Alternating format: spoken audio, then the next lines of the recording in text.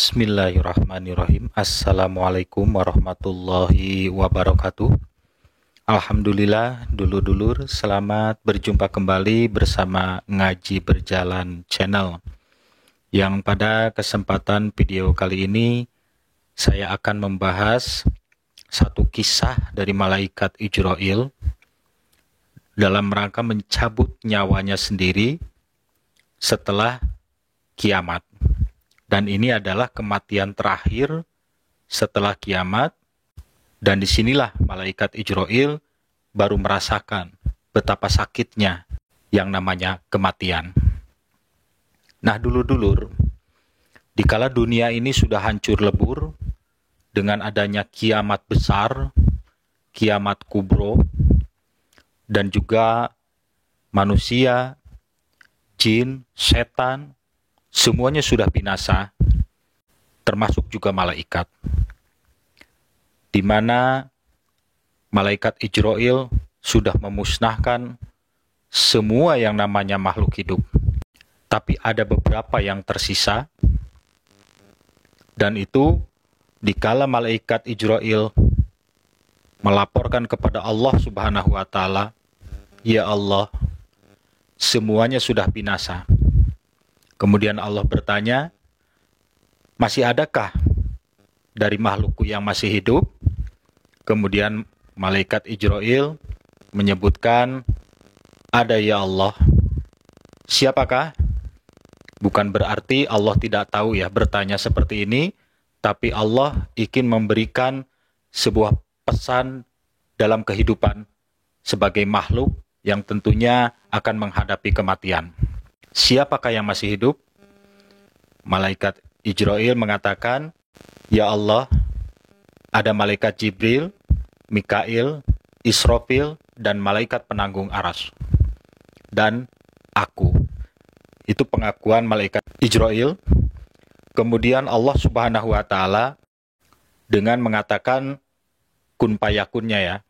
Kun fayakunnya Jibril, Mikail, Israfil, dan semua malaikat mati.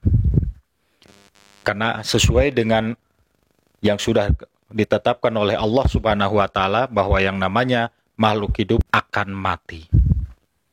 Nah, yang tersisa hanya malaikat Ijrail. Kemudian malaikat Ijrail ini diperintahkan oleh Allah Subhanahu wa Ta'ala untuk mencabut nyawanya sendiri. Di sini ada dua kisah. Kisah yang pertama, Allah langsung mematikan malaikat Ijrail seperti mematikan malaikat Jibril, Mikail, Israfil, dan malaikat-malaikat yang lainnya. Tapi di satu kisah lagi yang lebih menarik, bahwasanya Allah memerintahkan kepada malaikat Ijrail untuk mencabut ruhnya sendiri atau nyawanya sendiri. Kemudian setelah mendapatkan perintah dari Allah dan satu-satunya makhluk yang masih hidup saat itu, setelah semuanya mati, dari mulai malaikat, manusia, jin, setan, dan lain-lain, semuanya sudah tidak ada yang hidup, tinggal malaikat Ijrail. Allah memerintahkan, silahkan cabut nyawamu sendiri. Kemudian malaikat Ijrail mendatangi suatu tempat. Konon ceritanya suatu tempat tersebut berada di antara surga dan neraka.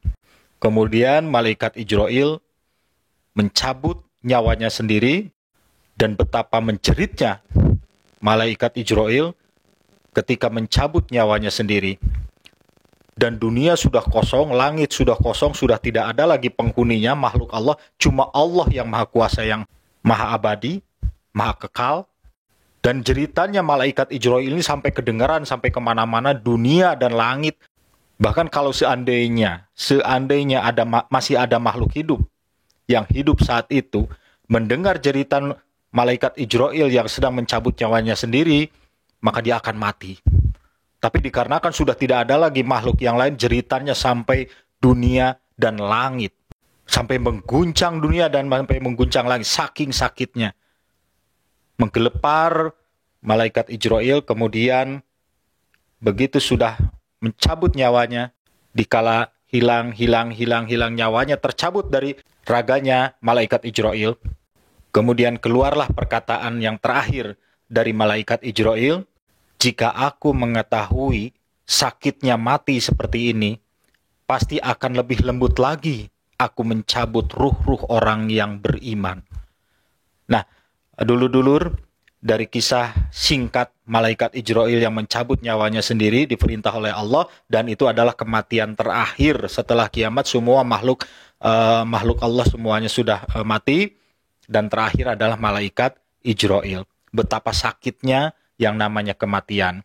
Untuk itu, mari kita bersama-sama meningkatkan keimanan dan ketakwaan kepada Allah.